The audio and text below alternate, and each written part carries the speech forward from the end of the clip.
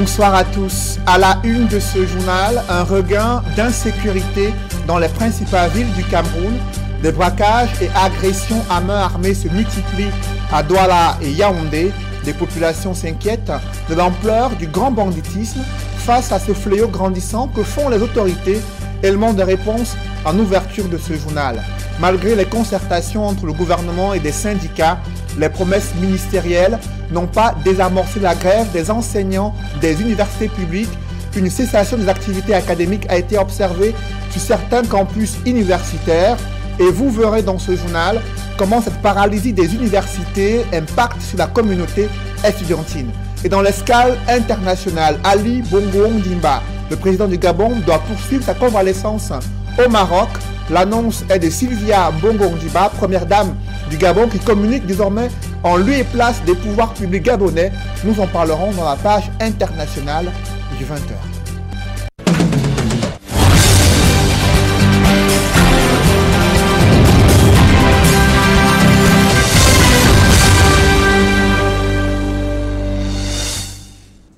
Merci de suivre cette édition complète de l'information sur Equinox Télévision.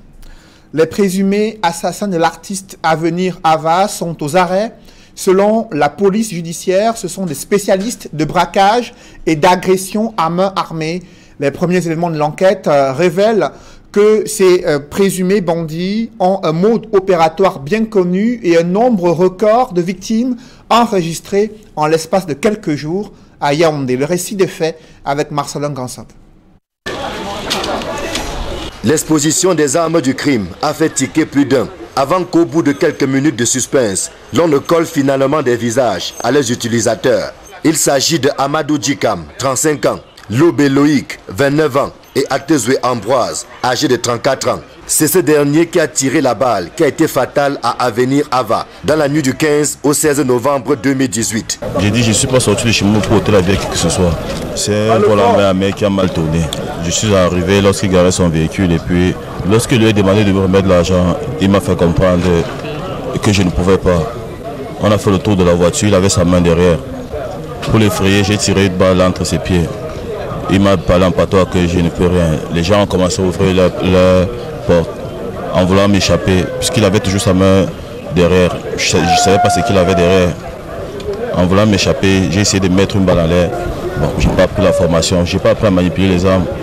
Apparemment, cette balle l'a touché mortellement. Ce gang était spécialisé dans le braquage des personnalités et agression à main armée dans la ville de Yaoundé et ses environs. En leur possession, 2 pistolets automatiques de fabrication turque et tchécoslovaque, 5 chargeurs garnis de 40 munitions et 3 paquets de rouleaux de cannabis. L'un des pistolets utilisés est le fruit du braquage opéré le 2 novembre dernier à la résidence du sous-préfet de Kola Famba. Le professeur Touna Mama, conseiller spécial à la primature, les journalistes Ernest Obama et Bala Mokongo, mais aussi l'abbé Félix Désiré Amougou, curé de la paroisse de Sam, font partie de la dizaine de victimes de ces hors-la-loi. Des victimes recensées pour la période allant du 20 octobre au 21 novembre 2018. Le gang opérait à l'aide d'une moto que conduisait Amadou Djikam. C'était dans mon système opératoire de filer les véhicules. Je suis avec mon motoman là et puis il prend un véhicule en chasse.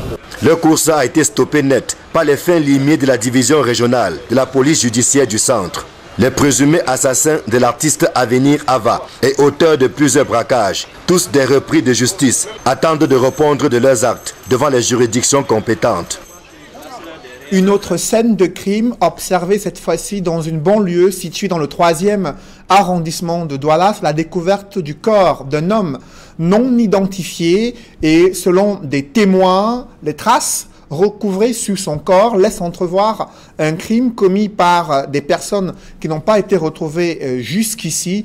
Ces pièces d'identification retrouvées bien loin de la scène du lieu où a été découvert le corps laissent quelques renseignements sur la personne qui est décédée. Des précisions avec Innocent Abega et Gladys Sidi.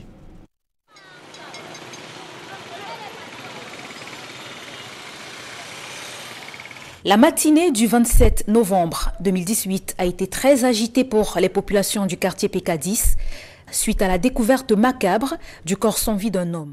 On est arrivé ici à 7 h du matin et on a trouvé ce monsieur couché étant déjà mort. Une pièce d'identité a été retrouvée sur le défunt au nom de Minang Marcel Darwin Yves, originaire d'Ezeka et pas connu par les habitants du coin. Ceux qui sont passés ici aux environs de 6 h nous ont fait comprendre qu'à 6 h 30, quand ils sortaient par leur au boulot, il n'y avait pas encore le corps. Mais ceux qui sont arrivés au niveau vers les 6 h 40, on dit que oui, c'est à ce moment même que le corps a été lancé ici. Donc c'est peu que ce corps a été traîné jusqu'à cet endroit. Non loin du lieu où le corps a été retrouvé, des chaussures, un sac, un chapeau appartenant au défunt, selon les premiers éléments de l'enquête, qui révèlent aussi qu'il a été poignardé. Pendant le constat, on a remarqué que ce monsieur a été poignardé au niveau de la côte. Et quand on regarde, il n'y a pas de sang ici là même où se trouve le corps. Donc on comprend donc qu'il a été tué là derrière, parce que là derrière au chapalo, on trouve sa chaussure, son chapeau et les gouttes de sang et les gouttes de sang. Donc on peut comprendre que c'est là-bas qu'il a été tué. On a juste traîné le corps pour venir lancer ici. On regarde dans son porte-monnaie, on trouve un billet de 500 et dans son sacoche, on trouve aussi un tournevis et un ciseau. Bon, certains gens pensent que c'est un chauffeur de moto. Bon. S'agit-il d'un mototaximan? A-t-il été tué à cet endroit? Par qui et pourquoi? Des questions jusqu'ici sans réponse. L'enquête conjointe menée par les éléments de la brigade de gendarmerie de PK10 et ceux du commissariat du 11e arrondissement de Douala permettra peut-être d'éclairer les zones d'ombre. Dans ce climat d'insécurité, la justice privée dicte encore sa loi. Un présumé voleur a été brûlé vif et 2 de ses complices mis aux arrêts ont été neutralisés par des conducteurs de mototaxi au terme d'une course-poursuite menée dans le 5e arrondissement de Douala. Selon des témoins, ils sont soupçonnés d'avoir arraché le sac d'une dame au quartier Bonamoussadi, c'est à Douala. Le récit des faits avec Innocent Abega et Jean-Paul Chouniat. À écouter des témoins de la course-poursuite de ces 2 présumés voleurs, leur neutralisation avait tout l'air d'une série hollywoodienne qui pourrait s'intituler « Une arrestation mouvementée en pleine nuit ». Tout est parti d'un vol à la tire du téléphone portable d'une femme dans une rue du quartier Bonamoussadi. À peine la victime a lancé l'alerte de vive voix, les 2 présumés voleurs et 2 autres de leurs complices filent en toute vitesse sur 2 motos vers 2 destinations avec à leur trousse une armada de mototaximens. Un témoin de la chasse à l'homme raconte. Je traversais Santa Barbara. Je vois maintenant ce grand frère ici maintenant. Il passait en allure. Qui arrive ici maintenant. Je vois maintenant qu'on les a arrêtés. Plus que déterminé à s'enfuir à coups de pétarade, un mototaximen solitaire a joué les sacrifiés, fonçant à vive allure sur les 2 jeunes hommes, les précipitant au sol, au lieu dit Makepe Cour suprême. Les 2 infortunés nient les faits. Maintenant, une dame a créé devant nous au voleur pour monter. Maintenant, on le suivait maintenant. On l'a perdu cela. On avait maintenant pour consommer. Un personnel nous suit, dit qu'on le choco. On te choco quoi? On te choco quoi? Il dit qu'on le choco. Une heure. Il dit que on a vu. Tu as vu quoi sur nous? Tu as vu quoi? Il dit qu'on blesse là. L'a appelé. Les 2 bonshommes ont la vie sauve avec l'arrivée du chef du bureau des enquêtes du groupement de gendarmerie territoriale de Douala. Des 2 autres complices qui ont pris la direction du quartier Mbangué, l'un d'eux a été retrouvé brûlé vif au petit matin, son acolyte courant dans la nature.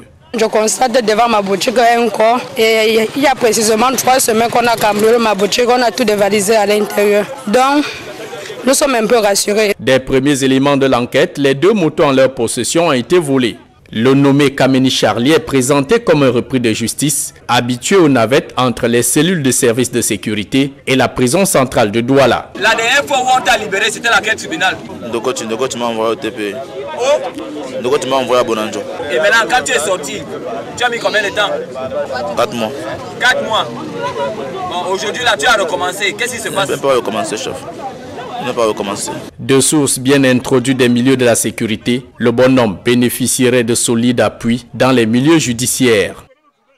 Les promesses gouvernementales n'ont pas entamé la détermination des enseignants des universités d'État à maintenir leur grève. La cessation des activités académiques a impacté sur des étudiants à l'université de Douala. C'est le constat que font Xavier Foka et Dallas Tiana. C'est un calme des cimetières qui règne dans le campus principal de l'université de Douala à notre arrivée en fin de matinée ce mardi 27 novembre 2018. Des groupuscules de 2 ou 3 étudiants sont soit assis sur du gazon à l'intérieur, soit sont sur le chemin de retour. La cause, ils n'ont eu droit à aucun cours dispensé depuis le matin. Ce matin, j'ai pris mon transport pour venir en amphi. J'ai attendu pratiquement 3 heures, il n'y a pas eu cours. Je suis arrivé là vers 6 heures et j'ai fait le constat qu'on n'a fait aucun cours. Normalement, nous sommes censés avoir 3 cours aujourd'hui et jusqu'à présent, nous n'avons pas encore fait cours. Aujourd'hui, on n'a pas fait cours de 7 heures à 13 heures. Arrivés dans les amphis aux premières heures de la matinée pour la plupart, ces étudiants sont obligés d'en ressortir, poussés à la porte par leurs enseignants qui mettent à exécution leur mot d'ordre de grève. On a vu un collectif d'enseignants qui sont déployés en salle pour nous faire comprendre qu'on doit sortir, qu'on doit rentrer, qu'il ne doit pas avoir cours, que l'administration, l'université refusent de payer leurs primes. Face à cette situation, nous nous posons la question de savoir qu'est-ce qui n'a pas marché. Parce qu'on se rend compte que chaque année, surtout à la même période, c'est le même mouvement qu'on observe. Il se peut que le président de la République avait décrété ceci, qu'après chaque 3 mois, les enseignants devraient avoir en principe les primes. Mais il est inadmissible qu'aujourd'hui, on ne puisse pas leur donner ce qui est leur de droit. Vraiment, j'aimerais que ce problème soit résolu. Les enseignants du supérieur qui entament leur mouvement de grève réclament entre autres le respect de leurs droits en tant qu'universitaires et surtout le paiement de leurs primes de recherche plombées depuis au moins 6 mois. Un préavis avait pourtant été déposé au niveau de leur ministère de tutelle. Le point central, c'est justement cette prime-là qui n'est pas payée. Le communiqué qui nous met en grève comportait 2 volets. Le premier volet était relatif au sitting, c'est-à-dire un peu comme une étape encore amiable qui, selon nous, aurait pu permettre au ministre de réagir et de désamorcer un peu la situation. Le sitting a été fait, le ministre par contre n'a pas fait ce qu'on attendait de lui. C'est la sourde oreille du ministère des Enseignements supérieurs après le sitting qui amène les membres du SINES à mettre à exécution la 2e phase de leur communiqué. Nous sommes passés à la 2e phase qui est la phase de la grève. Et la grève a commencé depuis hier, c'est une grève de 3 jours pour un début, pour voir un peu comment nos autorités vont réagir. Mais d'ores et déjà, nous pouvons vous dire que à la fin de la journée, nous allons finaliser les formalités pour étendre la période de grève parce que visiblement, jusqu'à aujourd'hui, rien ne semble bouger. C'est fort de ce constat que la grève, initialement prévue pour 3 jours, pourrait aller bien au-delà. Cette fois-ci, les enseignants semblent bien décidés à voir leurs problèmes définitivement résolus. Nous n'allons plus nous nourrir des promesses, nous n'allons pas attendre que demain ou après, non, rien du tout. Nous allons lever le mot d'ordre de grève si tous les enseignants sont payés. Et si certains préalables aussi par rapport aux conditions de vie et de travail des enseignants sont pris en compte. Nous n'allons pas lever le mot d'ordre de grève si nous ne sommes pas payés. En attendant la sortie de crise, les étudiants font les frais au détriment de certaines personnalités qui tireraient les ficelles de cette situation au dire de certaines indiscrétions. Le climat social s'est-il apaisé à la Campost suite au déclenchement d'une grève qui a paralysé toutes les agences de cette entreprise à travers le pays? La direction générale et les syndicats ont discuté des revendications des employés, à savoir l'apurement des droits sociaux et la réactivation du reclassement des personnels. Et l'entreprise, traversant des difficultés financières, s'est tournée vers le gouvernement pour que sa dette sociale soit réglée au regard des engagements qui ont été pris. Le travail a repris dans les agences de Campost. C'est le constat que font nos reporters Warren Zede et Xavier Foka. Contrairement à la journée d'hier, où tout était à l'arrêt, les employés de Campost ont repris du service ce mardi. À l'agence de Bonanjo à Douala, toutes les sections sont à l'œuvre. Le transbordement, la cabine de chargement, les sections ouverture et fermeture, le guichet colis postaux et la section de courrier ordinaire. Bon, ici nous sommes à la section courrier ordinaire du centre de tri de Douala. Donc c'est un centre international. Donc ça c'est une section où on reçoit des courriers internationaux et nationaux. Ici c'est le point d'entrée des courriers qui viennent à l'international et la sortie des courriers qui vont aussi à l'international. Le travail a repris, mes collaborateurs sont en train de trier le courrier qui vient de Yaoundé pour l'international et nous attendons maintenant les courriers qui sont bloqués à l'aéroport pour pouvoir les distribuer dans le territoire national. Cette reprise de service fait suite à la prise en compte des revendications du personnel dont les résolutions ont été rendues publiques au sortir d'une réunion tenue hier à Yaoundé. Les parties ont convenu entre autres pour le paiement des salaires mensuels le 25 de chaque mois, de l'application des résolutions de la commission paritaire d'avancement et de reclassement consacrant la période de 2 ans de mai 2018, du paiement en ce mois de novembre 2018, de 5 mois des sommes gelées issues du protocole d'accord du 30 juin 2017 et les 5 autres mois au plus tard au mois de mars 2019. Des accords qui satisfont le personnel et les poussent à se remettre au travail. Après les revendications, après les ententes, tout le monde est en place. Le travail a repris normalement et je pense que nous sommes en train de faire notre travail. Les usagers déçus la veille sont plutôt satisfaits du service rendu lors de cette reprise. Hier, il n'y avait pas moyen, je n'étais pas reçu, j'avais même peur, mais aujourd'hui, je suis très bien reçu et tout se passe bien. Il y a le calme, ça va. Au finish, c'est un ouf de soulagement pour les usagers.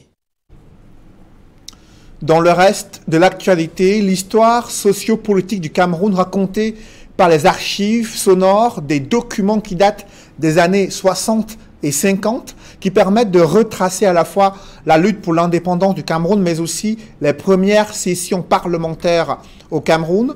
Tout cela raconté dans ce reportage que signent Joël Sengue, Emmanuel Diop et Guy Zogo.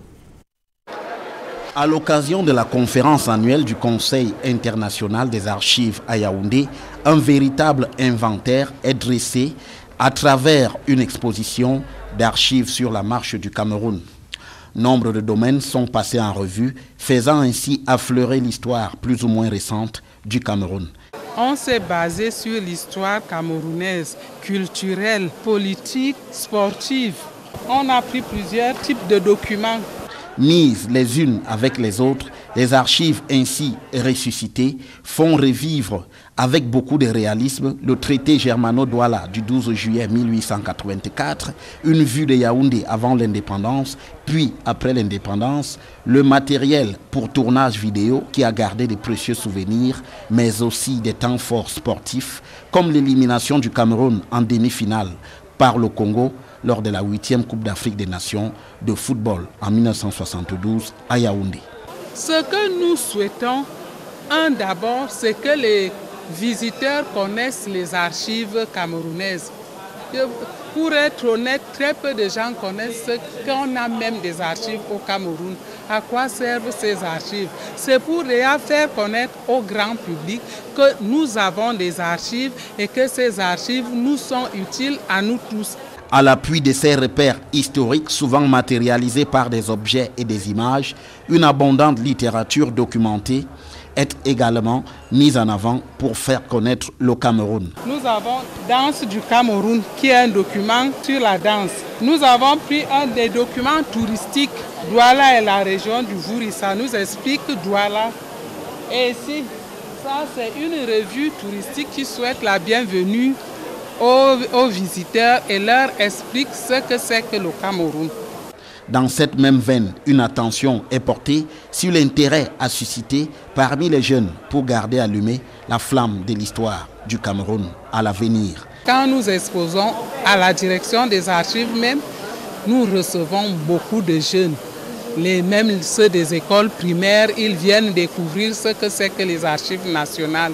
Au fond, on parie aux archives nationales que la mémoire est ce qui reste d'essentiel à une nation au-delà de tout. Le syndicat national des exploitants de débit de boissons redoute les effets nocifs de l'application des droits d'assises sur les boissons gazeuses et les bières.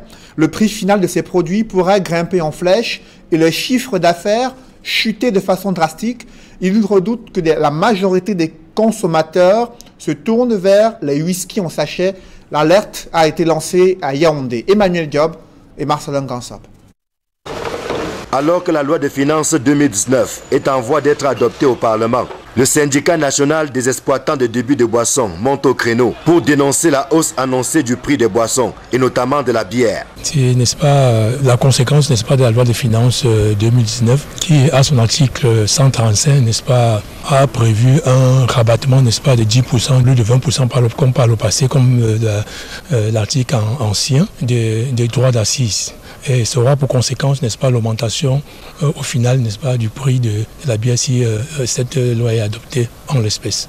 Pour le Cinédéboc, il s'agira, au cas où cela se confirme, d'une augmentation de trop qui ne cadre pas avec la politique gouvernementale de lutte contre la vie chère. L'augmentation du prix de la bière aujourd'hui, compte tenu du pouvoir d'achat très très faible des Camerounais, fait baisser la marge bénéficiaire des exploitants de débit de boissons. Hier encore, si le propriétaire de débit de boissons avait, je prends l'exemple peut-être de 50 francs peut-être par bouteille, aujourd'hui avec l'augmentation peut-être de 100 ou de 200 francs peut-être sur une bouteille, vous voyez que ça annule complètement peut-être la marge bénéficiaire, n'est-ce pas, des exploitants de débit de boissons. Si d'aucuns voient à travers l'augmentation projetée un moyen pour les pouvoirs publics de réduire la propension de certains à s'adonner à la bière, le syndicat national des exploitants de débit de boissons pense qu'il n'en est rien. C'est une aberration que de penser qu'en augmentant le prix peut-être de la bière, on va baisser, n'est-ce pas, le nombre de consommateurs. Non, quand on augmente peut-être le prix de la bière, il faut comprendre que c'est plutôt la ration peut-être des ménages peut-être qui diminue. Donc s'il buvait chaque jour peut-être ces 3 bières, il va continuer à boire ces 3 bières au détriment peut-être du pain de l'enfant, au détriment peut-être de la ration à la maison. Pire encore, cette hausse risque plutôt d'ouvrir la voie à la consommation désordonnée d'autres boissons incontrôlées, à l'instar des whisky en sachet, véritables tueurs silencieux. Et c'est même ça, n'est-ce pas, l'aspect le plus grave, c'est-à-dire que la santé publique. Donc cet aspect, c'est un aspect peut-être que l'État, n'est-ce pas, parce que peut-être on ne nous a pas associés, n'a pas vu. L'État va perdre sur la santé publique. Parce que quand ceux-là vont aller, n'est-ce pas, se débrouiller peut-être dans des boissons incontrôlées, ça aura une conséquence, n'est-ce pas, sur la santé publique. Et il revient à l'État, n'est-ce pas, de soigner ses citoyens. L'appel du Cinédéboc sera-t-il entendu? Seul l'avenir nous le dira. Dans l'escale internationale, on en sait désormais un peu plus sur la prise en charge médicale du président gabonais Ali Bongo Ondimba. Son épouse Sylvia Bongo Ondimba annonce sur son compte Facebook que le président Ali Bongo, en concertation avec sa famille, va poursuivre sa convalescence à Rabat, la capitale du Maroc. La première dame du Gabon précise que Ali Bongo est attendu demain mercredi au Maroc après plusieurs semaines d'hospitalisation en Arabie Saoudite. Elle précise que ce transfert a été rendu possible grâce à l'amélioration très significative de l'état de santé du président gabonais, qui remercie à travers la voix de son épouse tous ceux qui ont exprimé leur soutien et témoignages d'affection. Sur son compte Facebook, Sylvia Bongo Ondimba, première dame du Gabon, essaye de rassurer l'opinion publique internationale sur la période de convalescence qui, selon elle, va permettre au président gabonais de recouvrer ses capacités physiques pour travailler sur les dossiers prioritaires du Gabon. Elle affirme que son époux, le chef de l'État gabonais, a demandé aux responsables à la présidence gabonaise de le rejoindre à Rabat. Précisons que la présidente de la République gabonaise n'a ni confirmé ni infirmé ces nouvelles concernant le président Ali Bongo et sa convalescence qui doit se poursuivre au Maroc selon son épouse. Parlons des lions indomptables tombés sur le champ de bataille face à leur redoutable adversaire lors des tirs au but. Le Nigeria qui a pu inscrire 3 buts, le Cameroun qui n'a pu inscrire que 2 buts, le Nigeria, les Nigérianes qui sont en finale de la CAN féminine. Toujours dans ce journal, les diplômés de l'Institut universitaire catholique Saint-Jérôme ont reçu le parchemin de fin de formation après avoir bénéficié des outils nécessaires pour affronter le monde de l'emploi. Reportage. L'amphithéâtre de l'Université catholique Saint-Jérôme à Douala plein à craquer. C'est à l'occasion de la cérémonie de remise des diplômes à ses lauréats. Il s'agit de la 2e promotion d'étudiants de licence et master issus de la formation du programme Erasmus+, qui leur donne droit à une double diplomation camerounaise et européenne. Cette cérémonie de graduation a été rehaussée par la présence de Monseigneur Samuel Cléda, archevêque métropolitain de Douala, directeur de Polonia University, du représentant du ministère de l'Enseignement supérieur ainsi que de l'Université de Douala et le corps administratif de l'Université catholique Saint-Jérôme de Douala. Je suis très heureux parce que je me rends compte que nous sommes en train d'atteindre les objectifs que nous nous sommes formés. Si aujourd'hui nous essayons de faire un bilan, nous nous rendons compte que beaucoup de nos étudiants, ceux qui ont fini ici, travaillent. Et même ceux qui ont continué les études à l'extérieur, ils ne sont pas les derniers là-bas, ce sont de très brillants étudiants. Ce qui veut dire que la formation qu'on donne ici est une très bonne formation. Et c'est cela que nous voulons donner, former des hommes capables de se prendre en charge. Ces diplômes obtenus par ces lauréats sont le fruit de la franche collaboration entre l'Université catholique Saint-Jérôme de Douala et Polonia University depuis plusieurs années. D'ailleurs, les meilleurs de cette deuxième promotion ont reçu des bourses d'études de la part de cette université partenaire. Moi, je suis venu pour témoigner que cette université sans complexe. Les étudiants sont les mêmes comme en Europe, aux États-Unis, au Canada. Ici, on reçoit les mêmes formations et on doit être fiers d'être camerounais. Alors, nous aidons dans les formations des enseignants. Nous aidons dans les formations des étudiants. Nous sommes en train de créer les centres de recherche, de publications et encore éditer un journal international ensemble qui permet aussi de connaître l'université du Cameroun qui est l'université Saint-Jérôme. La joie est immense pour les encadreurs, mais surtout pour ces lauréats désormais outillés pour affronter le monde de l'emploi. Les étudiants de Saint-Jérôme n'attendent pas qu'on leur dise que ce qu'ils font est bien. Ils savent que ce qui est fait ici est bien. Et le bien est bien, comme on dit dans la rue. I am very happy to have my my bachelor's today, and it's going to help me to do many things, open me way for employment, even to travel out of the country. Comme on le dit si bien, tout est bien qui finit bien.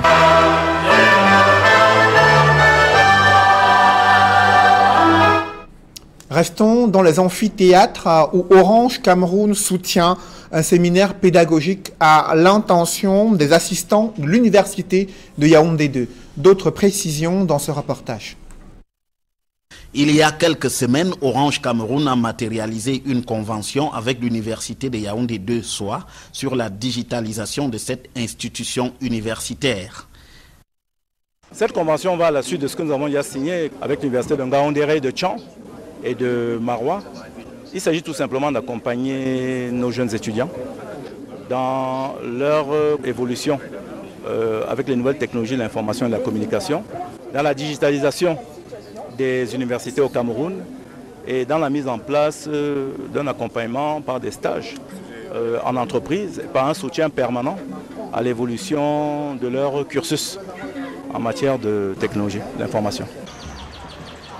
Aujourd'hui, les fruits de cette initiative d'Orange Cameroun commencent à être recueillis au sein de l'Université de Yaoundé 2. À l'occasion d'un séminaire pédagogique qui vient de se tenir, les outils technologiques mis à disposition par Orange Cameroun ont permis de mettre en relief les objectifs poursuivis. L'Université de Yaoundé 2 a organisé un séminaire pédagogique dont le thème est l'évaluation dans le système LMD. Il fait suite à un autre séminaire pédagogique qui avait déjà eu lieu, qui concernait l'enseignement dans le système LM2. Et comme l'enseignement et l'évaluation vont de pair, c'est donc la suite logique du premier séminaire. Désormais, la formulation des épreuves est davantage explicite pour les jeunes enseignants.